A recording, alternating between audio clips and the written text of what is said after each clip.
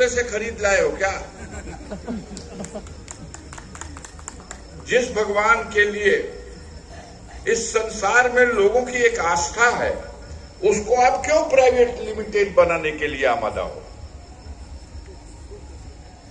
भगवान राम के लिए तो सबके दिलों में सम्मान है, श्रद्धा है राम के वजूद पर हिंदुस्तान को नाज, और अहले सुखन भी कहते हैं उनको इमाम हिंद। तुम उनको प्राइवेट लिमिटेड क्यों बना रहे हो?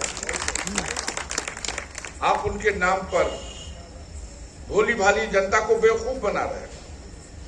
लेकिन जनता तो समझ गई, जनता तो चौंक गई, और जब पिछले सारे ड्रामों को अब अध्ययन करती है तो अवाक रह जाती है। वो कोरोना महामारी का दौर जब इंसानियत करा रही थी, लाखों की संख्या में, करोड़ों की संख्या में पूरे देश के गरीब जो परदेश में कमाने खाने गए थे, और आपकी सरकार ने फैसला लिया था ट्रेन का चक्का रोक दिया जाए और रोड पे चलने वाली सड़कें बंद कर दी जाए,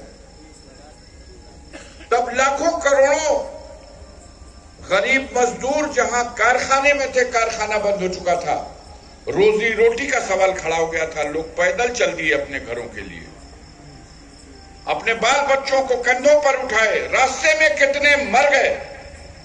जो लोग घर पहुंच गए, अगर वो बीमार थे तो उनको दवाई नहीं मिली, अगर हॉस्पिटल पहुंच गए तो उन्हें ऑक्सीजन नहीं मिला, डॉक्टर देखने को नहीं मिला। जब इंसानियत करा रही थी, जब चिता पर रखी गई लाश, लकड़ियां नहीं थी कि उसे जला दिया जाए, जब गंगा मैया की गोद लाशों से पट गई थी, जितनी गंगा में मछलियां नहीं थी उससे ज्यादा लाशें तैर रही थी, लोग गंगा के उस पवित्र जल को अपने शरीर पर छिड़कना और पीना बड़ा पुण्य का काम समझते थे। लेकिन ऐसी हालात पैदा हो गए कि गंगा के जल को नहाना और अपने ऊपर छिड़कना और पीना तो दूर है, लोग छूना भी नहीं गवारा करते थे। डिजीज हो जाएगी, बीमारी फैल जाएगी। सच्चाई है कि नहीं है? और हमारे देश के प्रधानमंत्री उस दशा में भी देश की जनता के साथ, उसके जज्बात के साथ, उसके दर्द को, उसका अंदाजा लगाए बगैर उसके साथ मजाक करने का काम किया। कहे कि घबराने की बात नहीं है, नहा लीजिए, और अगर घर पे छत है तो छत पे चढ़ जाइए, अगर छत नहीं है तो खपड़े पे चढ़ जाइए, अगर खपड़ा भी नहीं है तो दूसरे के खपड़े पे चढ़ जाइए, दरवाजे पे खड़े हो जाइए। अब जितनी जोर से हो सके उतनी जोर से थाली, ताली और घंटी बजाइए। आदर्श गांव में भी बड़ा घंटा बजा था, गोरा बाजार तक बता रहे हैं लोग, सुनाई दे रहा था। इतना घंटा बजाया, इतना घंटा बजाया, लोगों को उम्मीद थी कि कोरोना यही रेता पकड़ के तिरछे ताड़ी घाट उड़ी, मदनीपुर उड़ी निकल गई। लेकिन कोरोना तो नहीं गया। मोदी जी, आप कैसा मजाक करते हो? जो लोग आपको देश की सबसे सम्मानित कुर्सी तक पहुंचा दिए, वो विपत्ति की घड़ी में है तो आप कहते हो आपदा को अवसर बना लो, और आप कहते हो देखो सब बत्ती बुता देना, चिराग भी जलना नहीं चाहिए। दिया बुझ गई, ललटेन बुझ गई, राड बुझ गई, बल्ब बुझ गई, अन्हार हो जाओ, खाली मोबाइल का लाइट से चमकैया जा, तक कोरोना जुनबा ओकर चमक से भाग जाए, खत्म हो जाए। और देश की मूर्ख जनता को आपने उस विपत्ति की घड़ी में भी किस तरह से आसानी से भुलवाने का काम किया। अब जब आज सब मिला के जोड़ते हैं लोग, तो ये नौजवान जो बैठा बोल रहा था कि झूठा है, तो क्या कहेगा कोई? आपके ज्ञान की परीक्षा आपके ज्ञान की परीक्षा उस दिन भी हो गई जब आप खलीलाबाद में आए थे। बस्ती जिले से सटा हुआ ये संत कबीर नगर खलीलाबाद, वहां संत कबीर की समाधि है। मोदी जी आए और उनकी समाधि स्थल पर फूल चढ़ाए। कबीरदास बहुत बड़े कवि थे, जनता के बीच में उपदेश देने लगे और उपदेश देते देते ज्ञान आने लगा ऊपर से। इनको ऊपर से ज्ञान आता है, पता नहीं भगवान ज्ञान देता है या शैतान ज्ञान देता है। ज्ञान दोनों जगह से आता है, ऊपर से ज्ञान आने लगा। मोदी जी ने जनता के बीच में मंच से बोला कि ये बड़ी पवित्र धरती है, इस धरती पर एक दिन गुरु नानक जी और बाबा गोरखनाथ और कबीरदास, ये तीनों लोग बैठ के मंत्रणा कर रहे थे कि देश और समाज का कैसे कल्याण किया जाए। भला बताइए, 1526 में जब बाबर आया था, उसके 4 साल बाद वर्णन आता है इतिहास की किताबों में कि गुरु नानक जी, जिन्होंने दुनिया को एक संदेश दिया था, अव्वल अल्लाह नूर उपाया कुदरत ते सब बंदे, और एक नूर से सब जग उपजा, कौन भले कौन बंदे। उस गुरु नानक ने, जिनका जिक्र 1530 में आता है, उनको बैठा दिए कबीरदास के साथ। अब देखिए सदियों का फर्क। और चमत्कार तो तब हो गया कि बाबा गोरखनाथ को भी वहां बैठा दिए, जो सन और साल में नहीं बांटा जा सकता, युगों का अंतर है। वो द्वापर में थे जब भगवान कृष्ण विष्णु अवतार के रूप में धरती पर अवतरित हुए थे, तब थे बाबा गोरखनाथ। अब मीटिंग करा दिया संत कबीर नगर में हमारे मोदी जी ने, तो ज्ञान इनको पता नहीं कहां से प्राप्त होता है। अब जनता सारा ड्रामा समझ चुकी है। एक तरफ कहते हो अवसर दीजिए, कर्ज मुक्त कर दूंगा देश को, कर्जों के बोझ से क्षमा है, दबा हुआ है भारत। लेकिन साथियों, कोई नहीं इस सवाल पर विचार करता कि 268 टन भारतीय रिजर्व बैंक का वो सोना जो रिजर्व संपत्ति थी भारत की, मोदी जी ने उसको बंधक रख दिया, दे दिया दूसरे देशों को। 268 टन सोना, 49 लाख करोड़ रुपए का जो कर्ज था भारत पर, पिछले 67 साल के आजादी के बाद के काल में हर सरकारों में जो जो पैसा लिया गया, सब मिला के उसका मूल्य, कर्ज का जो धन का बोझ था, वो 49 लाख करोड़ रुपया था। मोदी ने कहा था मेरी सरकार आएगी, मैं देश का कर्ज भर के कर्ज मुक्त कर दूंगा। लेकिन मोदी जी, ये 2024 में आपके 10 साल के शासन के बाद कर्जों का बोझ तो 4 गुना हो गया। आज 205 लाख करोड़ रुपया भारत के ऊपर कर्ज है। कितना झूठ बोलोगे?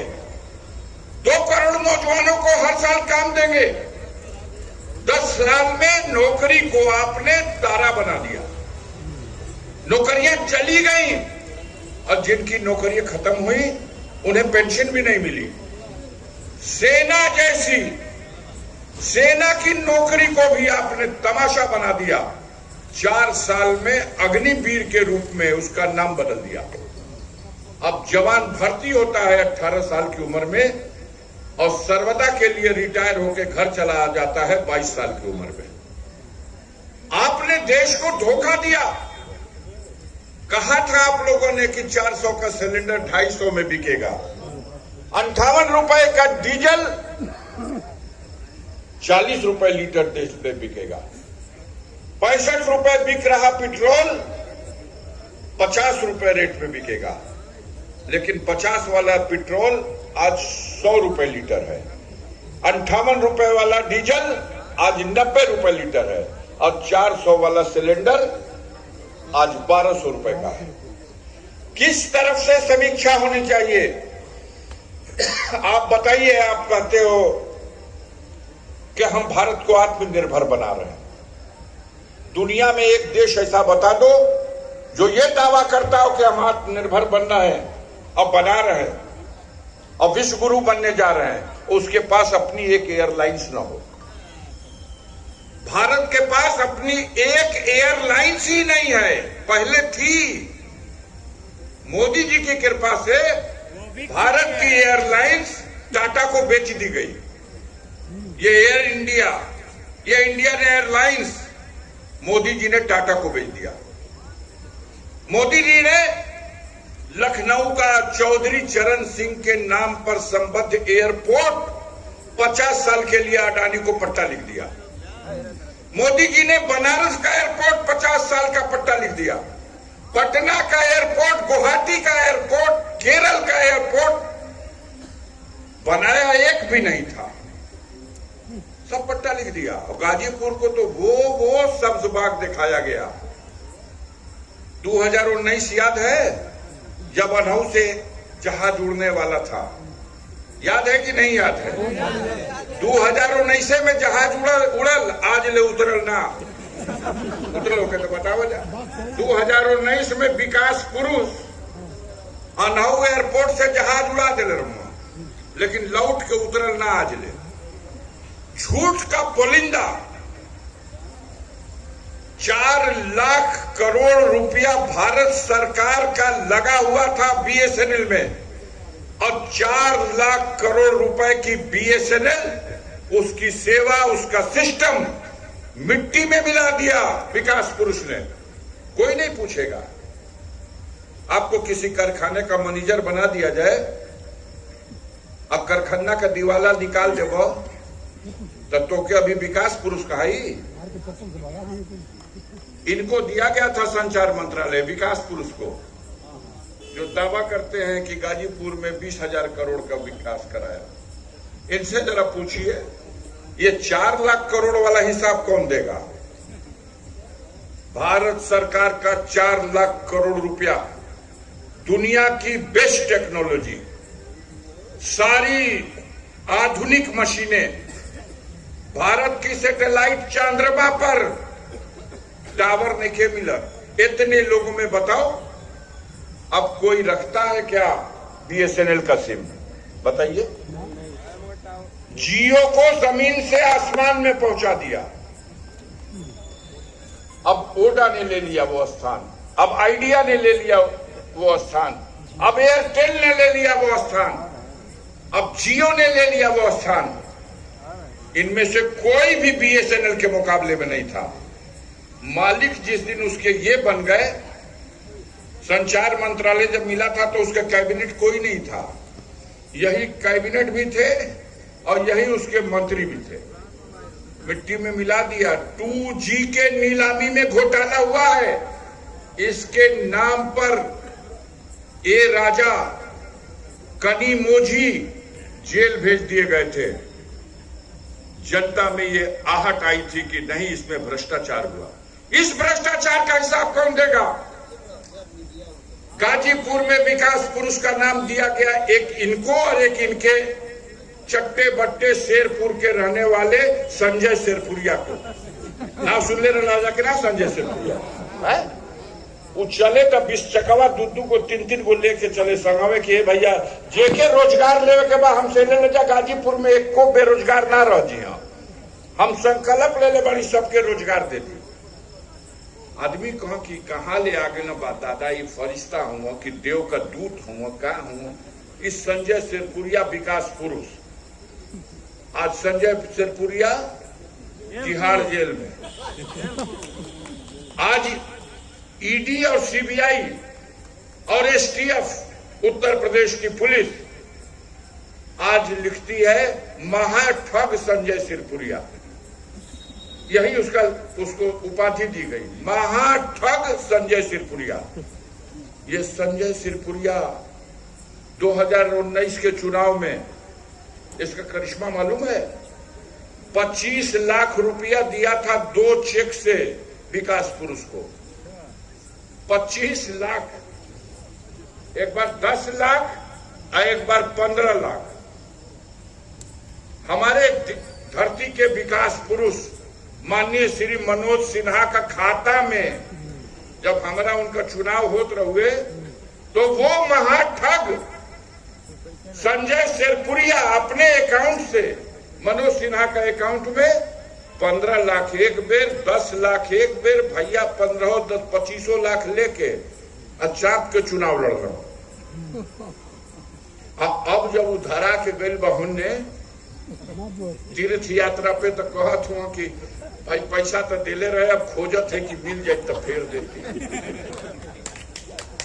अब वो मिलते नहीं, अब क्या फेरिएगा? आपके उसके रिश्तों का तो खुलासा हो गया, सबूत के साथ हो गया। उसने आपको चुनाव लड़ने के लिए पैसा दिया, उसके जैसे कितने ठगों ने दिया होगा, और आप उस पैसे को इस्तेमाल कर लिए, और अब कह रहे हैं 4 साल बाद कि पैसा खोजत है कि फेर दे, लेकिन ओका पते नहीं के कहा। तो साथियों, ये पूरी जमात और कतार आकंठ भ्रष्टाचार में डूबे हुए लोग हैं। हाँ, एक चीज में माहिर है